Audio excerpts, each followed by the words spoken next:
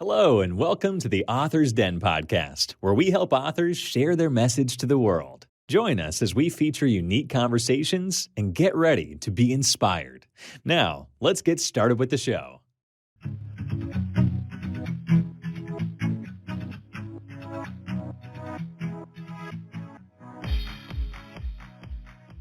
And now welcome the amazing Lizy T. Hello, everyone, and welcome to the Author's Den. I am Lizy, one of the hosts of Author's Den. I am so excited, and what a blessing to be able to talk to a friend, although we don't know each other yet, a brother, and somebody who has a very, very important and very interesting book to discuss with us today. I'm hoping that you are having a phenomenal day wherever you are in this beautiful world. We have so many people listening to this podcast, and I am so excited. And not only that, I mean, we are in one side of the world, and our guest is from another side of the world, enjoying a much nicer weather from us. So I'm a little bit jealous, So as like I said, I am the host of Author's Den, and I am. It's such an honor and privilege to be able to introduce someone who can enlighten us, who can show us a little bit of truth, who can, show us another side of an incredible book. So we're going to be talking today, everyone, with Sean Garrett. He is the author of an incredible book. It's called The Resurrection of Jesus Christ, a narrative fiction novel.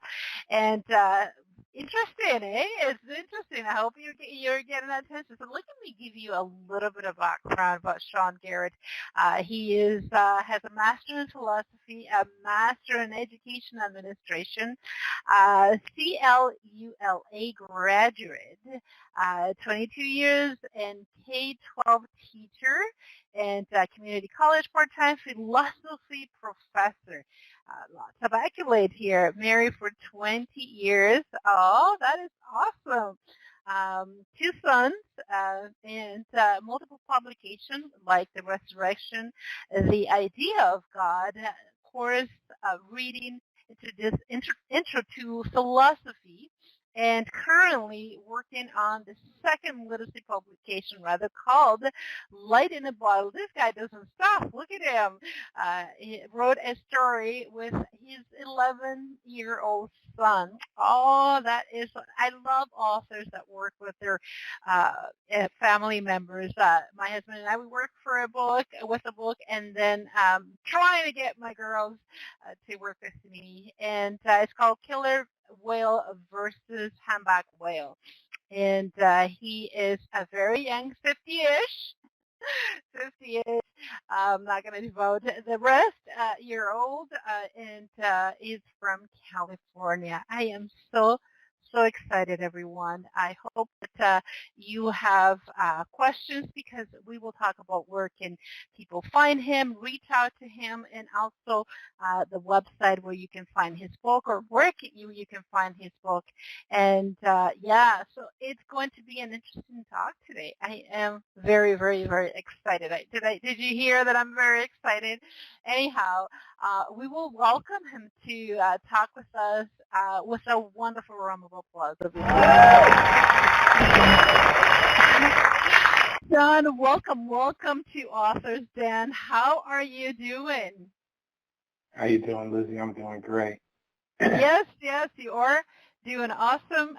We talked behind the scenes a little bit. We talked about the weather. We talked about you studying in Sevilla, Spain. That is incredible. I want you to elaborate a little bit about that. What happened? Why? What Spain? Why not? I don't know. A lot of people like to go to Greece to study Greek. A lot of people like to go to England. Why Spain? Lizy, there's actually a few reasons why I actually went to Spain, and it's really interesting that you asked that question, because it kind of gets to the heart of I think, what we're going to be talking about today in the time that we'll have. But, I went to Spain because I wanted to reinforce learning the Spanish that I had learned in high school and that I had studied in Spanish in college. And when I graduated, I just wanted to go somewhere that was going to give me an opportunity to kind of reinforce that language that I learned. I thought about going to Costa Rica. I hear Costa Rica is really beautiful. There were maybe a couple other places down there, maybe South America. But I saw that I could go to the University of Seville with just, it just required a 2.0. And I was like, okay, 2.0, I got that. So I applied, I got accepted, and in the summer of 2001, I went as an exchange student to live in Seville and study Spanish at the University of Seville. So I can imagine that the experience with you being in Spain at your age and discovering the culture and discovering the history, discovering all the amount of, it's history. Let's talk. Europe, Spain is unbelievable, full with history. What does it feel like for a young person to kind of go to a completely different world and experience something like this? It was absolutely incredible. It was, Yes. It was incredibly amazing. It was actually the first time I went out of the country, and I went by myself. Wow. I didn't go, on like a tour where you're with other people. I kind of saved the money up on my own. I got on, took British Airways over to London, and then from London I went to Madrid, and so it was the first time I left the United States. I wasn't, a baby, but I was a little bit older, almost maybe 20, in my late 20s, and I landed in Madrid around 5 or 6 o'clock that afternoon, and it was just a hustling, bustling metropolis. It really reminded me of New York City. And funny story is I got to Madrid. I got to a Atocha station to try to get a train or a bus down to Seville, which was about 2-3 hours away. And everything was sold out. So I ended up sleeping in the bus station my first night in Madrid, Spain. And I left, I was in downtown Madrid, and I put all my bags in a locker, and I went out into downtown Madrid, and I just hung out, the whole night. And it was incredible. And I actually found a bar that stayed open until 6 p.m. or 6 a.m. And I stayed in the bar all night. And then by the, once the bar closed, I went back to the bus station and got my stuff out and got on a train and went down to Seville to meet the lady that I was going to live with for the next 6 to 8 weeks. Oh, my Lord, that is, if it's not divine intervention, I don't know what that is. That right from the get-go, right from your arrival, right from the beginning, you had to kind of immerse, no question asked, there was no other choice. You had to immerse yourself in the country and the city. My goodness, were you scared at all, Sean? Excuse me? Were you scared at all? You were on your mid-20s, and you didn't know, you've never left the United States in your life, and for you to be encountered, like I'm stranded. And I absolutely was stranded. And the funny thing was, in 2001, the European countries hadn't transferred over to the euro yet, right? So Spain was still on this peseta money system. And, I had just completed my first year of public school teaching here in California. And, I had got paid. I was still living with my mom. I didn't have any real bills or anything. So I had just gotten paid when I was going over to Spain. So I had like a check for like $2,000. I felt like I was rich, right? And when I got to Madrid, I saw that the currency exchange was double. So a dollar was worth $2. So I turned in $2,000 and immediately had $4,000. So that kind of gave me a sense of comfort. And, I'm a tall, strong, handsome guy. So I really wasn't scared. It was very exciting. I just knew not to venture too far or get myself into anything that, I couldn't handle. So I just kind of, just kept it, kind of simple and hung around downtown. And, like I said, I found a nice, friendly bar where I could go to and hang out. And I stayed there till the morning. And then I think, maybe like 8, 9 o'clock, it was about time for me to get on the train. I headed out. And when I went down, I met the lady. Her name was Consuelo. She was an older Spanish lady. And I stayed with her. She was the sweetest, kindest lady. And she actually thought I got lost. And she was excited to see me the next day. So it was an adventure, but, I made it. And like I said, I had a great time studying Spanish. And like you say, being immersed not only in the culture, but in the history of Spain. And when I got to Seville, that was, really one of the first things that stood out to me was the fact that it was still kind of an old city that was built by the Moors, even though it was a modern-day Spanish city. And in Seville, there were just bridges and churches and castles in the midst of the city, and it was amazing.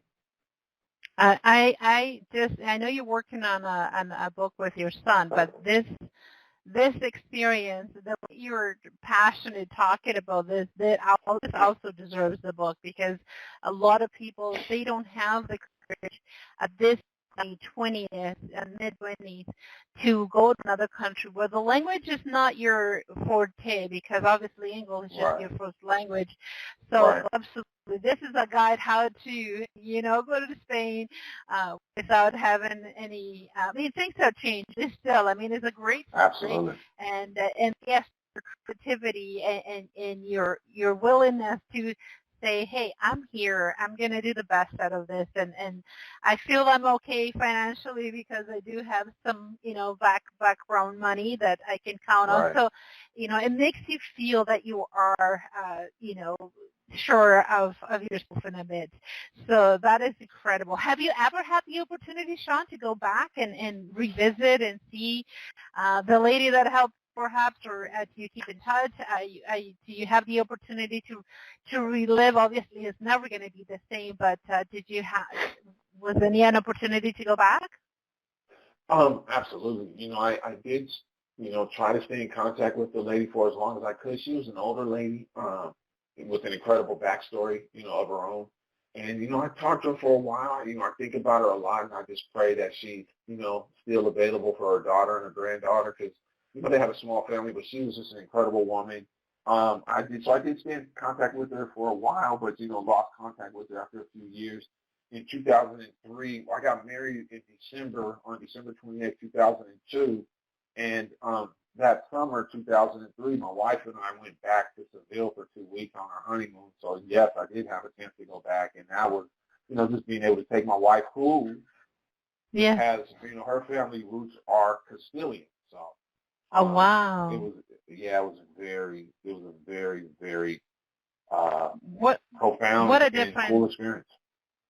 What a difference to go back after so many years from what you first saw of Spain to later on, in a completely different mindset, a lot more confidence, obviously, taking back a trophy with you because, hey, I got a lady out of this, and, see it in a different point of view. So absolutely. Sean, I am so impressed about your book that you have written. It's called The Resurrection of Christ, a narrative fictional novel. Now, tell us a little bit about the inspiration that you received to write this book. Tell us a little bit of the background. A lot of people are going to read this title when it comes down in this podcast, and they're going to, is this a religious book? Is something for me to invest myself into? Can you give my audience, the audience of the Author's Den, a little bit of about why you wrote this book? Absolutely. And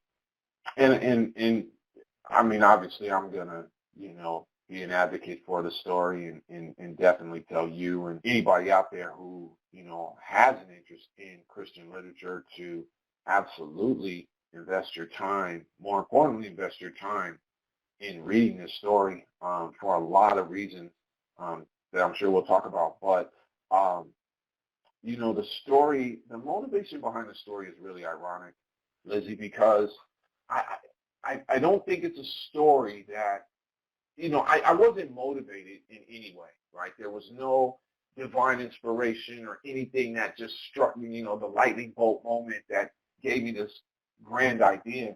It really was something that I just kind of, it was really a happenstance or circumstance, whatever you want to say, and how I found this story. I was an undergraduate at Cal State LA, and I was studying philosophy. I was a philosophy student, and religion and God and the Word of God and those kind of things have always been a part of my life from day one, from my grandmother to all my relatives and, my family on down. So religion was always a part of my life. So that really wasn't anything new for me, right? That wasn't anything new. But I was in the library one night, and trying to be a diligent student and do the studying I needed to do and get ready for whatever test I was going to take. And it was getting kind of late. It was probably 10:30, 11 o'clock, and the library closes at 12. And, I'm just trying to get my work done.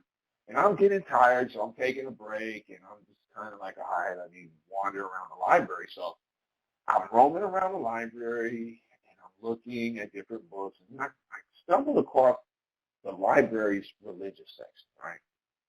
And I found this book on the shelves titled The Lost Books of the Bible. And immediately it caught, my attention. Your attention, yeah. Absolutely. I took it off the shelves. I took it back to where I was sitting. I read through it. I took the book downstairs and I checked it out and I immediately just immersed myself into reading, trying to read it, cover to cover. And, I got about 3/4 of the way through the book and, I kind of put it away and whatever. And I came back to it a couple of years later and I reread it. And it was when I read it the second time that I found the core of this story. It was it's in a book called The Book of Nicodemus from the Lost Books of the Bible, Gramercy edition, 1979. And it was the book of Nicodemus. And if you're familiar with Nicodemus from the Bible, right, he's the gentleman in John chapter 3 who Jesus makes the statement, for God so loved the world, right? And Nicodemus was a rabbi, and so on and so forth. And he was kind of a secret follower of Jesus, right? So he has this book that he wrote that in the Lost Books of the Bible that tells the story of Jesus' trial. So I read it, and I was fascinated by the story the second time around. And when you read something twice, it becomes more vivid and more real to you, I guess. And I was just thinking to myself, oh my God, this is an incredible story. And I thought to myself, this could be made into a movie. And it was that profound, it was that detailed, it was just that encompassing that I thought, wow, this could be made into a movie. But I'm some undergraduate kid and I don't have no money, and so I thought, let me outline it and write it. And then from there I can take it, I can transfer it into a script, into a movie. And that's what I did. And so the story is based on the story that you'll find in the Lost Books of the Bible, in the Book of Nicodemus. I would say that makes up about 70% of the story in my book. But as I continued to read the Lost Books of the Bible, I found some very interesting literature. And they were called the Letters of Pontius Pilate. And there were maybe 7 or 8 different letters from Pontius Pilate to Tiberius Caesar, or Pontius Pilate to Herod the Tetrarch, or whoever he was writing to. And that really gave the story the character that it needed, because the Book of Nicodemus is about Jesus' trial. And we know Pontius Pilate is the person who legislated the trial, right? That's right. So when I found the letters of Pontius Pilate, I mean, it was like the sky opened up. And now this main character has a personality. These letters were so informative, and it really gave me an idea of the person.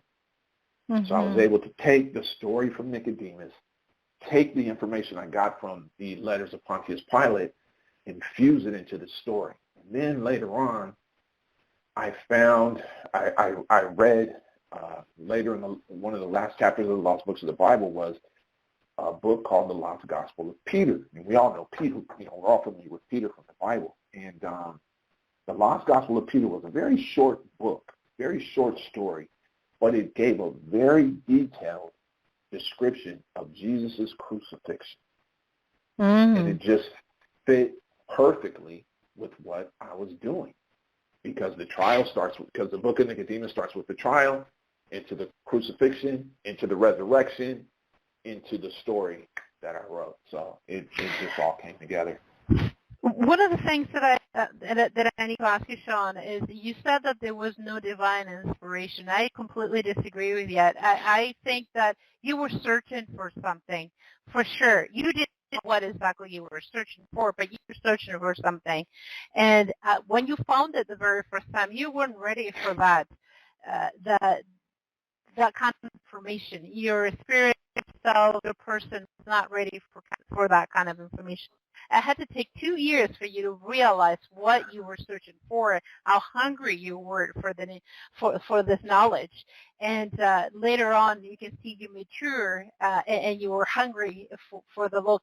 Did this make you? I am not sure, and if you say you're not, but does this make you a stronger believer? Are you a believer? Are you a Christian yourself, or are you just very, like many people, fond of the Bible, fond of the story of Jesus? You admire, you like it, but you quit right there. You don't go further than that. No, I'm all of the above, Lizy. Excuse me. I'm absolutely would consider myself a quote unquote Christian. I follow, love, adhere to the Bible and the Lord Jesus Christ. That's, like I said, that's kind of been me. Whether I had written this book or not, that's kind of who I am and where I come from. Gotcha. But the books that I was able to read, as I was reading them, I could clearly see stories. These things that I was reading were directly correlated to all the things I had read in the Bible. So it really wasn't a mystery for me. It just made a lot of sense. So it reiterates what you already knew, but it confirmed what you knew of it. Gotcha. Absolutely. So there were great books like a book by Barnabas, and I know that's a name that's common in the Bible. Some other very common names. The Book of Philadelphia, which is like one of the 7 churches in the Book of Revelations. And so there were a lot of really interesting stories and books within that lost books of the Bible that, just like I say, directly correlated to the things I had learned and studied already from the Bible itself. So it just reconfirmed and reiterated what I already knew. Absolutely. Beautiful. And that's really what we want to be able to show to the audience that are going to be listening to this, and as this is recorded, and what could they get from, how would they be able to identify, what can they get out of this amazing book that you have written? What kind of benefits do you think that they will get from the resurrection of Jesus Christ, a narrative fictional novel? How is it going to complement their belief or their doubts, or something that perhaps they're not sure of? Lizy, with the character of Pontius Pilate, makes this story a story. It's a redemption story, right? We know of this gentleman who made this fateful decision, to convict what we know to be an innocent man, who later people like us tend to believe is the Son of God, the Son of the living God. And he made this incredible decision, not because he knew it was the right thing to do, but because he knew it was the most pertinent thing to do in terms of politics, right? He made a political decision to have Christ put to death, and it was just a few days later when the rumor started to surface that Jesus Christ was alive. Hence the title of the book, The Resurrection of Jesus Christ. And that event turned his life upside down. And that's when life became real for Pontius Pilate. Not real in the sense that he was a soldier and he was a governor and a politician of the Roman Empire, but real in the sense that he had to look at himself and ask himself, what did I do, right? And as Christians, so to speak, right, isn't that what we have to do? Like, we have to look and say, how do I heal myself from the hurt, the pain, the negativity that I've experienced, not just experienced, but that I've given as well. So it really is a story of redemption. Redemption, absolutely. Absolutely, and I think that what the audience will definitely get out of this is, if it's somebody with that kind of influence, with that kind of responsibility, with that kind of weight on him, and had to make that decision, and had to live through that, and we can look at ourselves. We do have a lot of weight in ourselves, and it wasn't for the Lord Jesus Christ to be able to pay the price for us, we will be in the same situation as Pilate. Absolutely. And it's a very tragic story. It's a very tragic story for a gentleman who makes it, he washes his hands and he declares himself innocent of the blood of this man and all those things. And he makes the decision, like we said, not because he knew it was the right thing to do, but because it was a political decision, and, his life was never the same from that. And the interesting thing about Pilate is there's no real history of Pontius Pilate. Like, there's no story about Pontius Pilate. He's kind of this lost figure in history. And, that those letters really, really, really gave me a lot of insight to the man. And that's why it's a redeeming story, but it's also a very tragic story. It's also a very tragic story. And I think our readers and our listener will be able to immerse into that and get a lot of ideas and a lot of ways that they can even follow the Lord and see how important this part of Pilate's life was and how important it is for us nowadays. Absolutely. Love it. Sean, I don't want to forget. Go ahead. No, I was just going to say one thing that I would like to share with with your listeners and your audience is that there is a part of the story that describes Jesus' experience in hell and the 3 days that he spent there overcoming death and those type of things. There's a very interesting part of the story that gets to some of the details of those ideas, and I think that in itself, along with a lot of other things, but I think that in itself gives this book gives it a very interesting idea of what readers could look for. I think there's something very interesting in that tale of Jesus' experience in hell that is very enlightening to to our readers, to our listeners. Beautiful. I don't want to forget to make sure that you mention where can people get it. Also, do you have a website yourself that people can connect with you? Obviously, there will be people asking questions and having a little bit more personal, perhaps, question or comment within regards to this.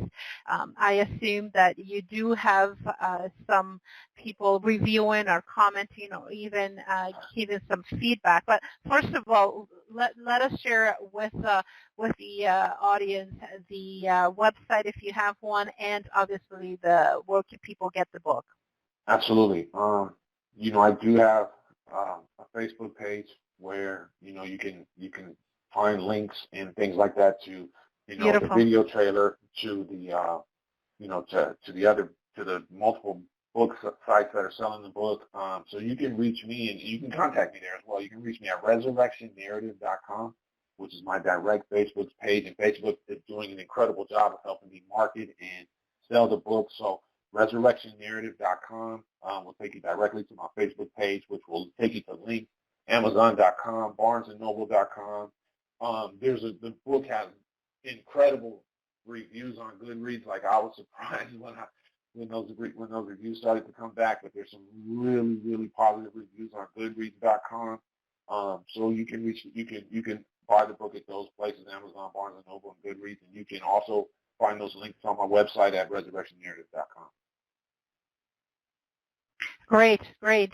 So we were talking a little bit about reviews and comments and, things that people may say that unfortunately we get. I'm published myself. I know exactly what it's like. Right. You get a little bit of, backhold from people that are not too keen on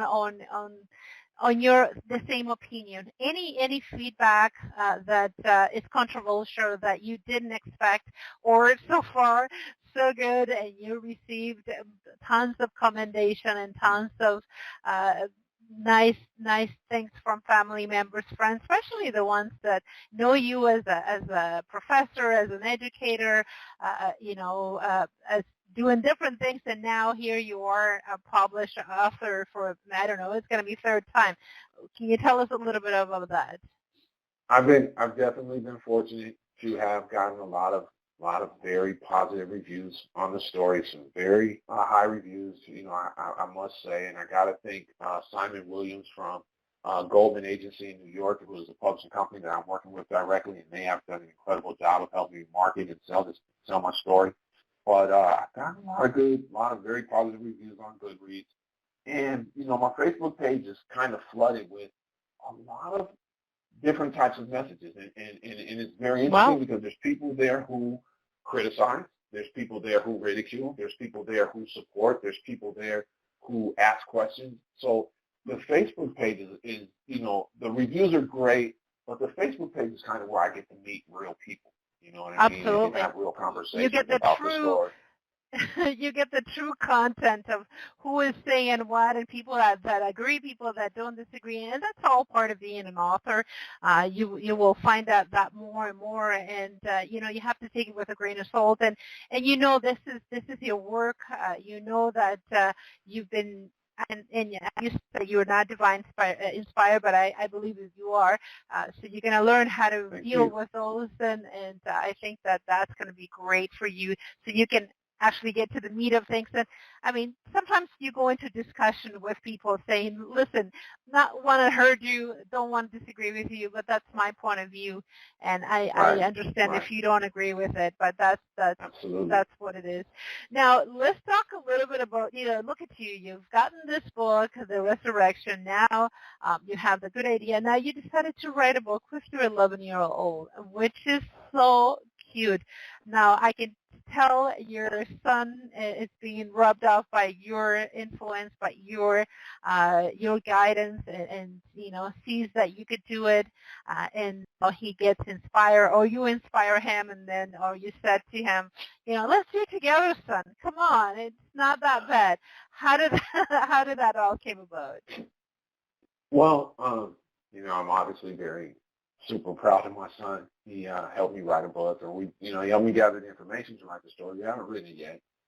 But my son, when he was, an emerging reader, we bought him these books called, I can't remember the title, but there are these different books, and there's like lion versus tiger, or shark versus, tiger shark, and it's a expository story. But then it kind of gives this end story of who would win. That's what it's called. Thank you. It's called Who Would Win. Who would win a fight between, right? So me and my son, at the end of every book, it says, if you have your own idea, come up with your own idea, and then we can, maybe we can help you publish, your own version. So, that's what we did. And we saw this really cool story on National Geographic about a humpback whale and killer whales. So, we ran with it, and we started to gather the information and compare the difference between humpback whale and killer whale, and that's where we came up with the idea, and we have all the information. My brother-in-law is actually he's the artist who did the artwork for the Resurrection. So we have the story. Yeah, we have the story, and we have an artist, an illustrator. So it just kind of came together, and kind of how my writing career has. It definitely didn't happen on purpose. I wasn't intending to be a writer or anything, but but so that story did come together, and me and my son are very, very happy with that. Absolutely. And I love, well, you are a researcher yourself, so I know that this is one of the things that you love to dig, right? So it's not going to stay that way. Let me get to the deep of this. Let me see how deep the rabbit hole goes. And because you have that within you, because you are the way that you are, I definitely see that this is going to be another book and another book. And the fact that your son is on board with this tells a lot. And, a lot of kids don't want anything to do with what the parents are doing, especially when they're doing the side thing or they have a business, they're an entrepreneur. They want nothing to do, I'm speaking for myself, they want nothing to do with what we do, but you never know. Sometimes they come around. The fact that your son is enjoying the process, and take it, enjoy it, and don't let go, because I can imagine you were really, really, really enjoying the time with your son and working together. So good for you. Congratulations. One of the things that I wanted to ask you, Sean, what has this done for you? Writing books, and I mean, you are a professor. You have another career. You have another job. You're a husband. You're a father. How is it that you administer your time in order to reach out? I mean, you have a spiritual life, which takes time for you to have a relationship with God. Absolutely. It's time consuming, but God first. And so, how do you manage? How do you do things? School teaching has been, just an incredible blessing, because it's given me a foundational income. First and foremost, it's given me a very set schedule, which allows me to get off of work and go to the library and, and have the 3 or 4 hours, 2 or 3, 4 hours that I need to get to study and do the things that I do. One thing I haven't mentioned, Lizy, is that, I'm an investor as well. So I do invest in different types of insurance investment products, and that's been an incredible income, I guess, earning thing for me. That's another thing that I do. But writing and school is kind of second nature for me. I mean, as a teacher, as a person who I guess you would even call a professional learner, learning is very second nature for me, right? So studying, reading, writing, those things just come very natural. And because I have this very stable career, it's allowed me to do things after work to grow and expand my career. And writing has been one of those things, as well as, like I say, just being a part-time investor as well. Wow, you don't seem to amaze me. Somehow I believe that your day does not have 24 hours. Somehow you managed to get more hours than normal, because I have 24 hours and I have a lot of things on the go. You just stay up late and wake up really early. That's your trick. I need 6 hours. And if I get 6 hours of sleep, I think I'll be good the next day. But I'm also learning as I get a little older, because like we talked about earlier, we're not, I'm in my 50s now, but so I'm realizing, like, I need to be productive early, and I need to get home and eat and relax. You know what I'm saying? And I just can't do the studying till 10:30, 11 o'clock anymore. So I'm learning how to kind of temper what I'm doing, but I'm fortunate. Some days are more busy than others. Some weeks are more busy than others. But, I'm fortunate in that regard. Like I say, learning, I love learning. I love learning. And so studying is very common.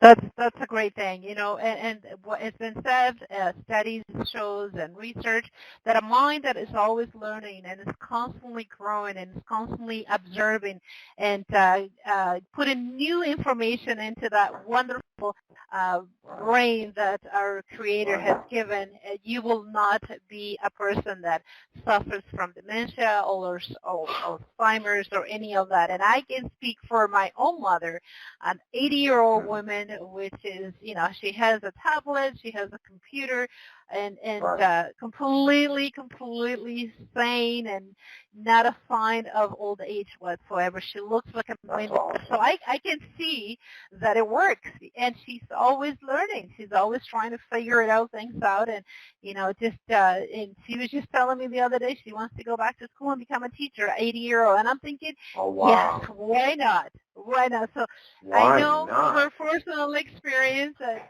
if you keep your mind active, things could work out for you, especially when you have the Lord's help, and that's number one for her and for us and for me, and that's number one.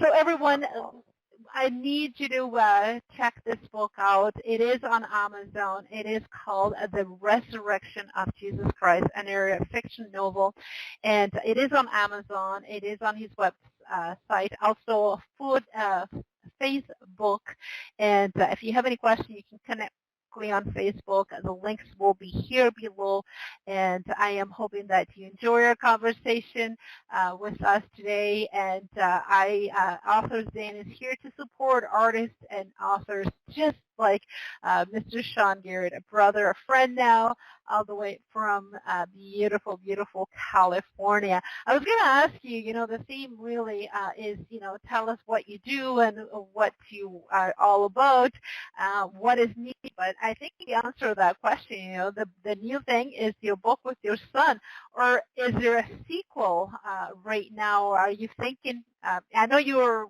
work on Spirit a Moment. You're not the type that plan. But other than that book with your son, any other writing you're thinking of doing lately?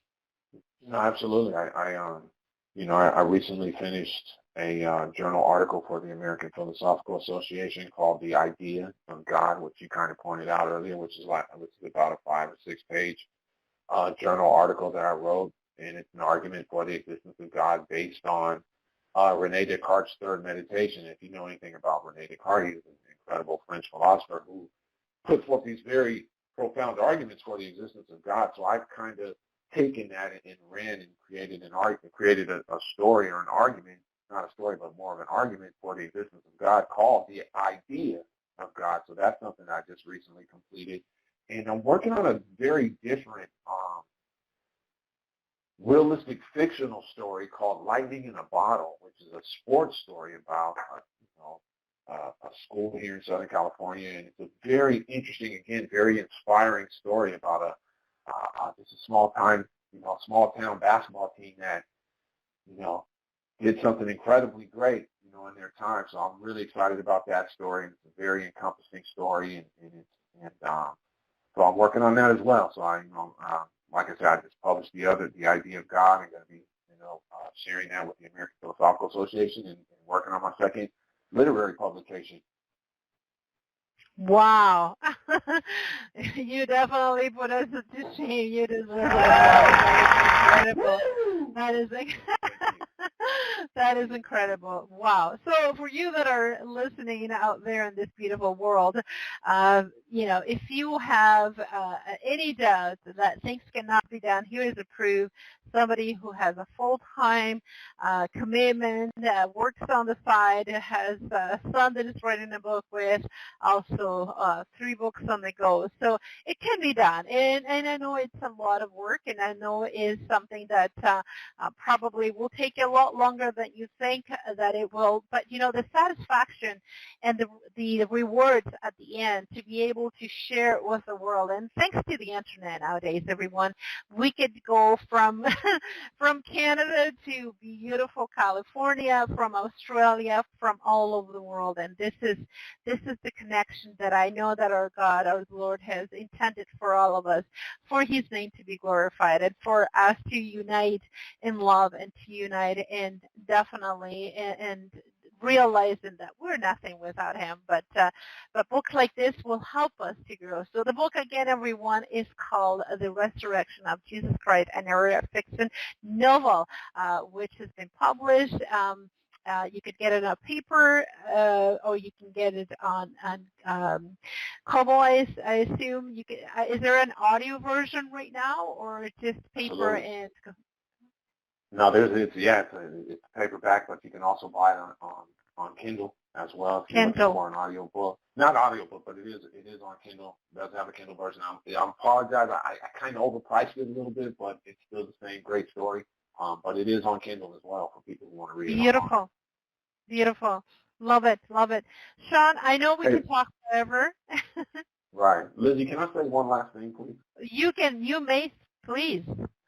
Lizy, I really want to obviously thank you and Simon Williams at Goldman Agency, New York, but I also want to thank people in Canada. There's a lot of very supportive people on my Facebook page from Canada, and we do a lot of direct marketing through Facebook in Canada. And I just want to thank the incredible people of Canada as well, because they have shown so much support in a lot of different ways. And so I just want to thank Canada for that. Well, we are here supporting our friends and brothers and sisters from the state as well. When it comes down to it, we're just one world, if you think about it. It's just one world. We can think of, countries and languages and different parts, black and white, native, all different colors. I mean, God created just one people, and that's really what it's all about. So I'm glad that you say thank you, but I say thank you to you for being here today and sharing your story, sharing your life, sharing your book, sharing so much information, and it was a blast having you at the Author's Den. Thank you, Linda. Okay. It's been an amazing experience. Thank you so much. You're very welcome. I'll be right back, everyone. Well, that was it. I hope you enjoy it. He is an amazing person, very, very fun, inspirational. I mean, just the story along, when we went to Spain and he described how he was stranded, I love it. I mean, that is amazing. Again, remember, everyone, it is The Resurrection of Jesus Christ, a Garrett fictional novel. You can find it on Amazon and follow him on Facebook. Sean Garrett is the name of this incredible author, and lots to come. Thank you, everyone, and love you lots, and we'll see you back soon on the Author's Den. Thank you for listening to another exciting episode of the Author's Den podcast. Don't forget to subscribe to the show so you don't miss any of our future episodes. That's all for now. We'll see you next time.